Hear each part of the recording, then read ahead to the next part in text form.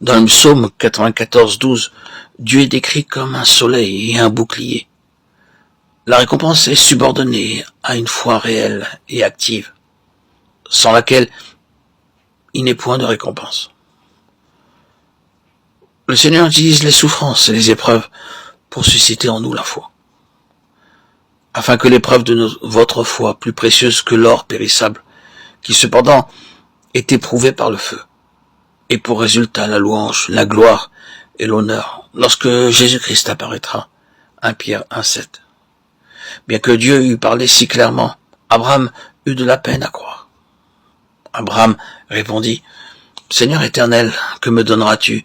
Je m'en vais sans enfant, et l'héritier de ma maison, c'est Eliezer de Damas. » Et Abraham dit, « Voici, tu ne m'as pas donné de postérité, celui qui est né dans ma maison sera mon héritier. » Genèse 15, 2, 3. Il avait attendu pendant de nombreuses années, et, voyant qu'il était sans enfant, il entreprit de faire son testament, léguant ses biens à son principal attendant. Dieu lui apparut pour le préserver d'une telle erreur. À cause de nos limitations, nous sommes souvent assaillis de doutes. À certains moments, il arrive que nous ayons une foi solide, puis des doutes viennent nous troubler. Et Dieu, dans son immense amour, intervient miséricordieusement à maintes reprises. Dans son infini amour, Dieu lui-même apparut au patriarche au moment opportun. Il l'appela au dehors et lui dit, « Lève les yeux vers le ciel, Abraham, ne regarde pas à toi-même ou à ta femme ou à tes limitations ou aux limitations de ta femme. Ne regarde pas aux circonstances, mais en haut. Et alors ta foi deviendra solide. Regarde vers le ciel. Compte les étoiles.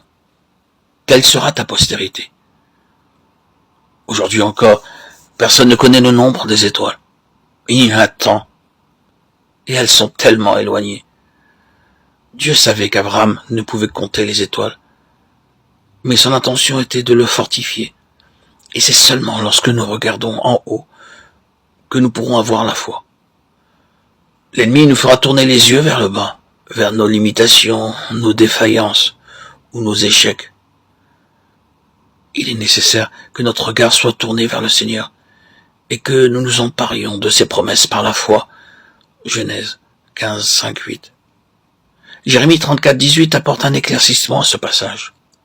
En ce temps-là, lorsque deux parties désiraient conclure un accord, on prenait un animal, on le tuait et on le coupait en 2 morceaux. Les intéressés passaient entre l'animal partagé, s'engageant ainsi de manière irrévocable. C'est de la même manière que Dieu conclut une alliance avec Abraham. Il leur donna de prendre 3 animaux et 2 oiseaux, de les tuer, de les couper en 2 morceaux. Genèse 15, 9, 10, 17. Alors l'Éternel fit passer des flammes entre ces morceaux, établissant ainsi avec Abraham une alliance qui ne pouvait être brisée.